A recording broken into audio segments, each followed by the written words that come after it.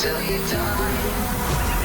What you just saw there was an incredible new teaser trailer for the Gobblegum machine in Black Ops 6 Zombies. There is another teaser trailer released as well that we'll dive into later in the video, but I have to focus first on the Gobblegum teaser because this was such an incredible teaser. I'm sure all of you guys would agree. The fact we have a jingle specifically for the machine now is incredibly awesome, very creepy, and we can notice straight away that this is now Mr. Peak's Gobblegum machine, no more Dr. Monty. So it confirms that how this is going to work is it's a completely different universe. But when we zoom into the machine itself, we get a little TV screen of a cartoon of Mr. Peaks, and the fact that all of these teasers have involved Mr. Peaks so heavily is incredible, but we see a bunch of Gobblegums fly out of the cartoon, confirming some of the Gobblegums that we know and love returning to Black Ops 6. Diving straight in, we can see that immediately we have multiple of the Perkaholic Gobblegum returning, but now it is no longer an orange color. It is now a bright red with white stripes going along through it, which is very interesting. And maybe this is an indication that Treyarch may have overhauled the rarity system of the Gobblegums, because back in the day we had the normal Gobblegums, then megas, rare megas, and ultra rare megas. I'm so happy to see that Perkaholic, as well as all the other gums we're going to mention, have the exact same designs as they originally did in Black Ops 3, and assuming we'll all have the exact same abilities, with Perkaholic allowing you to have all the perks immediately. We can also see that just to the right of the bottom right Perkaholic, we can see a quick flash of wall power returning, which allows any wall gun that you buy to be immediately pack-a-punched. We see that gumball repeated a few times. We can also see stock option returning as well, no longer being a green, it is now a blue, where ammo is taken from the stockpile of ammo that you have rather than the weapons magazine, which allows you to spam single round weapons. And another prominent Gobblegum that we see is profit sharing, which allows any points that you earn to also be received by nearby players and vice versa, and that lasts for 10 minutes. The only other Gobblegum that you can really see is the one that gives you a max ammo drop, but already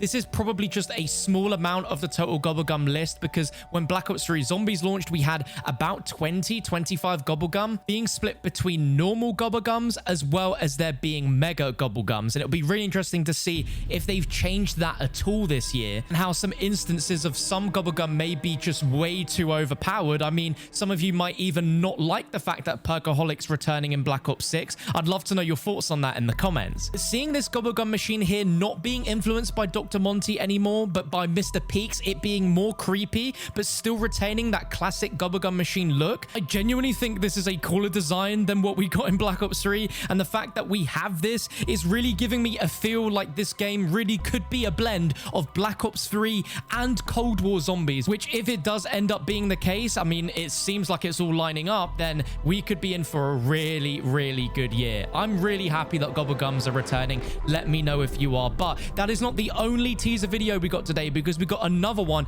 which is even more cryptic, and we have a lot to break down. The CIA has declassified top secret documents.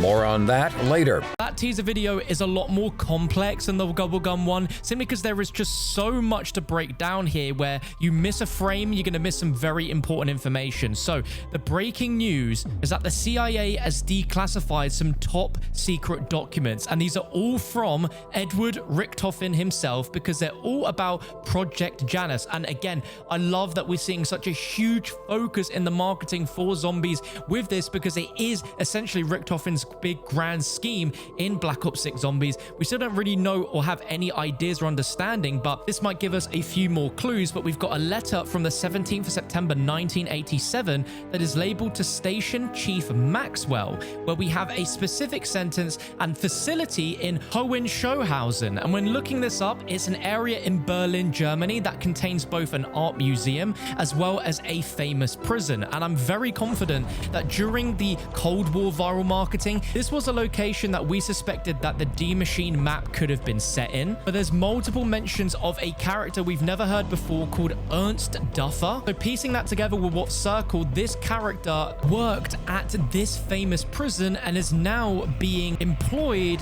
to become an interrogator at Terminus Island. but we then get a new part of the letter where it mentions that they cannot disclose his professional history at the time. They will believe he will uphold the standard of quality that they've come to expect from Terminus Island. Sincerely, Project Janus Administration. This is already building up a backstory of a character who for some reason is being offered the position to work at Terminus Island as part of Project Janus, which is very interesting because we learned in the Modern Warfare Zombie storyline, we learned that Zakhaev's right-hand man, Fletcher, did work as a security personnel at Terminus Island. A few frames later, we get the flash of text that says the director wants this one. So he wants this person specifically to help him with his goal. And then we get the mentions of Requiem, who we know have been held captive at Terminus Island for the last 5 years. And then it flashes to another letter which relates to one of the Requiem members being an interrogation progress brief on Gregory Weaver. And his interrogator is Ernst Duffer, that character that we just got backstory on before. We can see that there's notes where Weaver acts as an anchor point for the rest of his team. Keeping him separated from Gray and Strauss may give us an advantage. The director wants this one to suffer, and his current status is without a clear purpose. Weaver has become a broken, bitter man. Physical labor will continue to take place before our sessions. It makes him more malleable. So this is a look and insight into the psyche of the Requiem characters several years on from Cold War, which is crazy that they want to keep him separate from the rest of the characters as inmates, but he wants specifically Weaver to suffer. Then we go on to see that there's also a file about Elizabeth Gray being interrogated by Ernst Duffer again, saying that she's impudent and willful in session, but footage from holding cells suggests she's putting on a brave face. Repeated stated during intake that someone would come look for her and other members of Requiem. Current status, acts ambivalent in regard to her own safety, no longer responds to threats of physical harm, has stated she no longer believes anyone is coming for her. Then we get a look at a brief on Major Carver, where again, we can see he is trained to counteract interrogation tactics. Time to get creative. He boosts morale for the group, break him, break them all. And his current status has resorted to shutting down via disassociation during interrogation, careful to converse his energy in the interrogator's presence, and running physical training sessions with his companions has kept him stable considering isolation. We then get a final look at the last Requiem character, Oscar Strauss, but this brief is so quick and it's also quite hard to actually see and read it because it's a lot more zoomed out and blurrier than the other documents, and maybe that's done on purpose for us to not learn too much about him.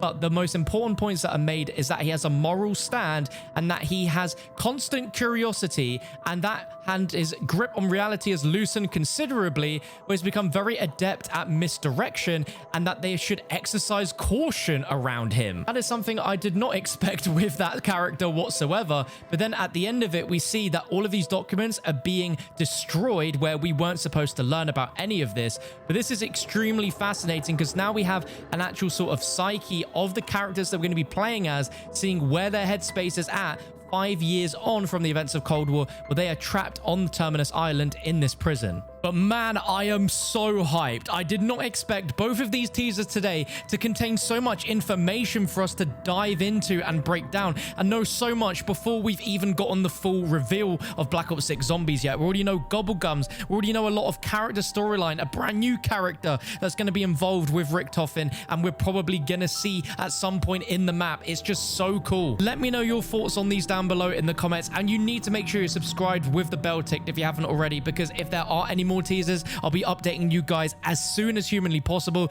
But again, if you missed yesterday's teasers, catch it on your screen right here.